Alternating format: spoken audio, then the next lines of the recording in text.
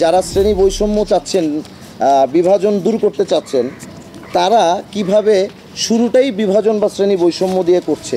আনিসুর রহমান মিলন সাহেব, আপনারা সবাই জানেন তিনি দীর্ঘদিন ধরে ইন্ডাস্ট্রি থেকে দূরে প্রবাস জীবনযাপন করছেন। তিনি এই সংগঠনের একটি গুরুত্বপূর্ণ পদ হোল্ড করছে সভাপতি হিসেবে।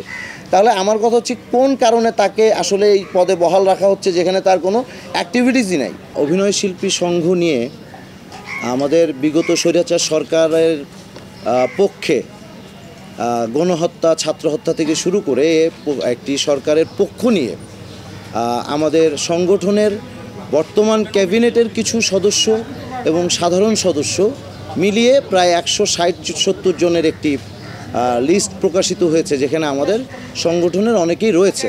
যারা শ্রেণী বৈষম্য চাচ্ছেন, বিভাজন দূর করতে চাচ্ছেন, তারা কিভাবে শুরুটাই বিভাজন বা শ্রেণী বৈষম্য দিয়ে করছে। আমার এই সংগঠনের সদস্য রয়েছে প্রায় 1200 থেকে 1300-র মতো। 85 জনের একটি অংশ কিভাবে আসলে এই শ্রেণী বৈষম্য বিভাজন চাচ্ছেন, যেখানে এই লিস্টেই এমন রয়েছেন যাদের আলো আসবে যে গ্রুপটি, যেটি সরকারের পক্ষে বিভিন্ন ক্রাইমের উত্তেজনাকর পরিস্থিতি তৈরির ক্ষেত্রে দিক নির্দেশনা দিয়েছেন, তাদের অনেকের নাম, যেমন এখানে ইফতেখার দিনার আছেন, তার সহধর্মিণী বিজুরি বরকতুল্লাহর নাম কিন্তু আমরা আলো আসবে গ্রুপে পেয়েছি, বা আরও অনেকেই আছেন যাদের এখানে সম্পৃক্ততা রয়েছে। সো আমার কথা হচ্ছে তারা কিভাবে চান যে একটি সংগঠনের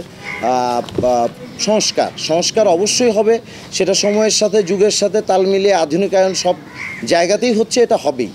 কিন্তু একজন সাধারণ সদস্য হিসেবে আমি বলতে চাই, আমার সংগঠনে ওনারা বলছেন যে ওনারা সকল সদস্যের সদস্যপদ বাদ করে দিয়ে নতুন প্রক্রিয়ার মাধ্যমে আবার সদস্য নির্বাচন করবেন, এবং যারা দীর্ঘদিন অভিনয় থেকে দূরে আছে তাদেরকে এই সংগঠন থেকে সদস্যপদ বাতিল করে দেওয়া হবে।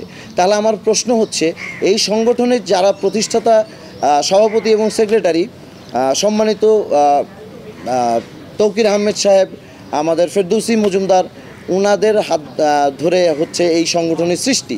ওনারা তো আসলে নিয়মিত অভিনয় করছে না, তাহলে কি আমরা ওনাদের বাদ দিয়ে দেব? আমরা আমাদের পিতৃ পরিচয় বাদ দিয়ে দিব? আমাদেরকে যারা আসলে এই সংগঠন সৃষ্টি করেছে, পরবর্তীকালে আমাদের অসংখ্য প্রবীণ অভিনয় শিল্পী রয়েছে যারা বার্ধক্যের কারণে বা পারিবারিক কারণে বা পরিবেশগত কারণে এই পেশা থেকে একটু দূরে সরে গেছে, তাহলে তাদেরকে বাদ দিয়ে দিব? আমি একজন আবুল হায়াত সাহেবকে বা এই জাতীয় আরও অনেক প্রবীণ শিল্পী রয়েছে, তাদেরকে বলবো যে আপনার সদস্যপদ বাদ দেওয়া হয়েছে, আপনারা আসেন, নতুন করে আবার অডিশন দিয়ে আপনারা এই সংগঠনে আবার সদস্য হন। আরেকটি বিষয় হচ্ছে, আমাদের সংগঠনের গঠনতন্ত্রে রয়েছে যে আপনি আপনি প্রাথমিক সহযোগী সদস্য হবার পর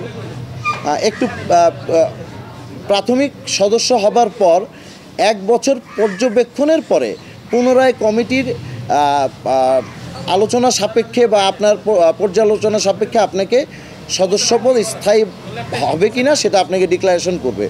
গত ডিসেম্বরে অসংখ্য এরকম সদস্য বানানো হয়েছে যাদের ইন্টারভিউ পর্যন্ত নেওয়া হয়নি। আরও একটি বিষয় হচ্ছে, আমাদের মধ্যে যেমন আনিসুর রহমান মিলন সাহেব, আপনারা সবাই জানেন তিনি দীর্ঘদিন ধরে ইন্ডাস্ট্রি থেকে দূরে প্রবাস জীবনযাপন করছেন। তিনি এই সংগঠনের একটি গুরুত্বপূর্ণ পদ হোল্ড করছে সভাপতি হিসেবে। তাহলে আমার কথা হচ্ছে কোন কারণে তাকে আসলে এই পদে বহাল রাখা হচ্ছে যেখানে তার কোনো অ্যাক্টিভিটিসই নাই। এরকম আরও অসংখ্য অসঙ্গতি রয়েছে, যে অসঙ্গতিগুলো আপনাদের মাধ্যমে বলতে চাই যে আমরা যারা সাধারণ শিল্পী রয়েছি, এমন অনেক শিল্পী রয়েছে যারা হয়তো বাজারের টাকা না দিয়ে তারা আসলে সংগঠনের চাঁদাটা পরিশোধ করেছে এই সংগঠনটাকে অ্যাক্টিভ রাখতে বা নিজের সদস্যপদটাকে বহাল রাখতে। তাহলে এই 1200-1300 শিল্পীকে বাদ দিয়ে আমরা আসলে কোনো সংস্কার কোনো কিছুই চাই না। প্রথমত এই কমিটির যারা রয়েছে, পূর্ণাঙ্গ কমিটি অলরেডি ডিক্লেয়ার দিয়েছে, আগামীকাল আমাদের এজিএম রয়েছে 18 তারিখে, ওখানে ওনারা পদত্যাগ করবেন। এবং তারা একাংশ বলছেন যে একটি অন্তর্বর্তীকালীন কমিটি, যেখানে 3 থেকে 4 মাস মেয়াদ রয়েছে।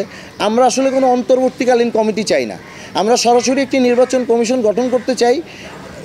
অবিতর্কিত নিরপেক্ষ যারা রয়েছেন, আমাদের অগ্রজ যারা সিনিয়র রয়েছেন, তাদের হাতে তুলে দিতে চাই একটি নির্বাচন কমিশন, এবং অতি দ্রুত নির্বাচন